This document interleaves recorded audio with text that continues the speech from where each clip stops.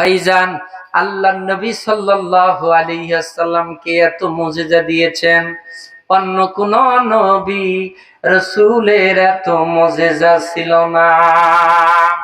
ঠিক না বেঠে? আর আমার হুজুর কিবলা জান এত মুজিজা, হুজুর কিবলা জানের কেরামত ছিল, আল্লাহর ওলিদের কেরামত।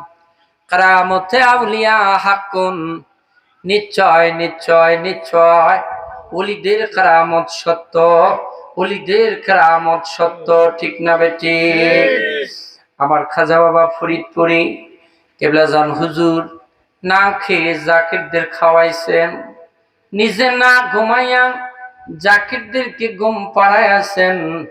গভীর রাত্রে রহমতের সময় হুজুর কিবলা জান উঠে দুখানা হাত তুলে দিয়েছেন। ঠিক না বেটি? এই দুনিয়াতে ভাইজানরা আমার, হয়তো আপনি একটু আলাদা ভাবে নিবেন। মা বাবা, কোন মা বাবা গভীর রাত্রে বছরে 365 দিন রহমতের সময় উঠে সন্তানের জন্য দোয়া করে না? যদি দোয়া করে, আমি বলবো ওই মা বাবা সাধারণ মা বাবা না, ওনারা বিশেষ মা বাবা, ওনারা আল্লাহওয়ালা মা বাবা, ওনারা নিঃসন্দেহে আল্লাহর দপ্তরে আল্লাহর ওলি হিসেবে আল্লাহ তাদেরকে দান করেছেন। ঠিক না বেঠিক? কিন্তু আমার হুজুর কিবলা জান খাজা বাবা কোনদিন তার বাদ ছিল না। সারা রাত 3টার সময় উঠে জাকিরদের জন্য দোয়া করেছেন, হাত তুলে দিয়েছেন, চোখের পানি নিয়ে। কোনো সন্দেহ আসেনি? আরো জোরে বলেন, আরো জোরে বলেন। কোনো সন্দেহ নাই। আমি আলোচনা শেষের দিক নিয়ে যাচ্ছি ভাইজানরা আমার। ওর শরীফে বাঁশ কাটা শুরু হয়ে গেছে 2027 সালের ওর শরীফ। এক সময় ওর শরীফের বাঁশ ভাইজান বুড়িঙ্গামারি বর্ডার, ওই নদী হয়ে ভারতের আশেপাশ থেকে নদীর পাড় থেকে বাঁশ আসত বিশ্ব জাকের মঞ্জিলে। আমাদের জাকের ভাইরা যখন বাঁশ কাটার জন্য যারা জাকের তাদের বাড়িতেও যান, অনেক এলাকায় যারা জাকের না তাদের কাছেও যান। যাওয়ার পর বলেন, ও বাবা, ও ভাই, আমাদের আটটুসি দরবারে ওরস শরীফ হবে, আমরা বাঁশের নজরানা খেদমত দিব, আপনার ঝাপের একটা বাঁশ কি দেওয়া যাবে? অনেকেই বলতেন হ্যাঁ নেন, আবার কেউ বা বলতেন না। একজন বাড়ি গেলেন, ওই বাড়ির সকল সদস্যরা বিদেশে থাকে, ওই মহিলাটা অসুস্থ বয়স্ক। এই বর্তমান জামানায় ভাইজান অনেক বড় বড় রোগের ওষুধ আছে। আজ থেকে 40 বছর 50 বছর পিছনে চলে যান, ক্যান্সারের কোনো ওষুধ ছিল না। ঠিক না বেটি? এখন সাধারণ ক্যান্সার ওষুধের মাধ্যমে, অপারেশনের মাধ্যমে আল্লাহ চাইলে ভালো হয়ে যায়। ঠিক না বেটি?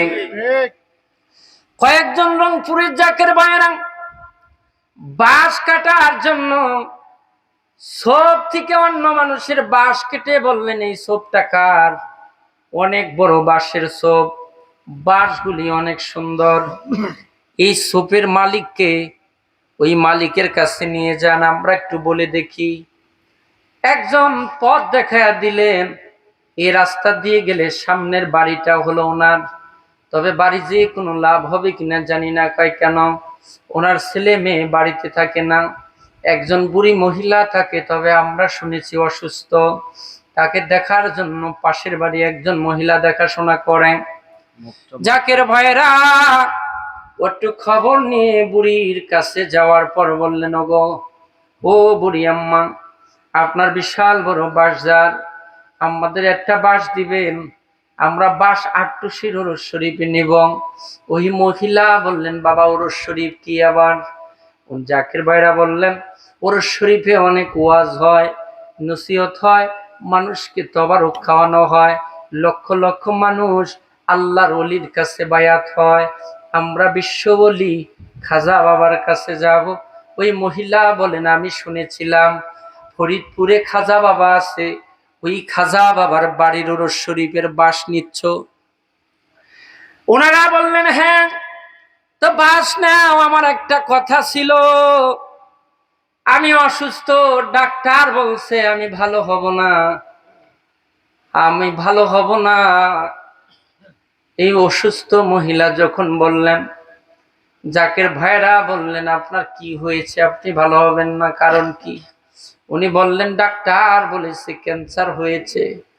জাকের ভাইরা বললেন আল্লাহর ওলির দরবারে কত কঠিন কঠিন রোগী ভালো হয়ে গেল, আপনি যদি আটটুসি যাইতে পারেন, আমাদের বিশ্বাস পীর কেবলা জান হুজুরের উসিলায় আল্লাহ চাইলে আপনারে ভালো বানাইতে পারে। আরো ধরে বলেন সুবহানাল্লাহ। মহিলা বললেন রে বাবা, আমি বুড়া মানুষ, ফরিদপুর অনেক দূর, যাইতে 2 দিনের পথ লাগে, আমার যাওয়া বড় সম্ভব না। তবে বাবা বাঁশঝাড় থেকে বাঁশটা কেটে ও বাবা আমার বাড়ির সামনে আনবা, আমি বাঁশটায় এক নজর দেখব। ওই বুড়ি মহিলা, ওই জাকের ভাইয়েরা কয়েকজন বাঁশ কেটে একটা সুন্দর একটা বাঁশ কেটে আনলেন। বাঁশ কেটে আনার পর ওনার বাড়ির সামনে রাখলেন। ওই মহিলা বের হয়ে চোখের পানি ছেড়ে বললেন, আমি তো ফরিদপুর যাইতে পারলাম না, তবে আমার ছোপের বাঁশ, তুমি ফরিদপুরে আল্লাহর ওলির দরবারে যাও, আমার মন বলে আমার নালিশখানা আল্লাহর ওলির দরবারে পৌঁছায়া দিও। জোরে জোরে বলেন আল্লাহু আকবার, আর জোরে বলেন আল্লাহু আকবার। প্রাণের ভাইয়েরা, বাঁশ নিয়ে চলে আসলো আটটুসিতে। কয়েক মাসের ভিতরে বাঁশ পৌঁছে গেল আটটুসি দরবারে।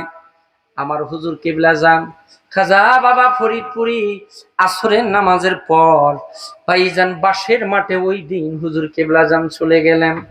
যাওয়ার মধ্যে হুজুর কিবলা যান একজনকে বাঁশ নিয়ে যাচ্ছে, বললেন হুজুর দাঁড়ায় গেলেন, জাকের বয়রা দাঁড়ায় গেলেন। হুজুর কিবলা যান ওই বাঁশের কাছে যে বললেন, বাবা মানুষ আল্লাহর ওলিদের চিনে না, বাঁশও ওলিদেরকে চিনে। জোরে কোন আল্লাহু আকবার, আর ওরা বলেন আল্লাহু আকবার। সাথে যে জাকের ভাই ছিলেন, পরে হুজুর কিবলা জানের কাছে বললেন, হুজুর আপনি বাঁশকে লক্ষ্য করে কথা বললেন, হুজুরের হকিকত কি বুঝলাম না। হুজুর কিবলা জান বললেন, বাবা এই বাঁশের কাছে, ও বাবা বাঁশের কাছে একটা নালিশ ছিল, আল্লাহ তাআলা আমাকে জানিয়েছে। সুবহানাল্লাহ, বলেন আল্লাহু আকবার। বন্ধুরা আমার, ওলির দরবারে নালিশ দেওয়া বড় কথা না। আপনি নিয়ত করেছেন, আপনার নিয়তি আল্লাহর ওলির দরবারে নালিশ হয়ে গেছে, ঠিক না বেটি? আরো জোরে বলেন। এর জন্য বুখারী শরীফের হাদিস এসেছে, ইন্নামাল আমালু বিন্নিয়াত।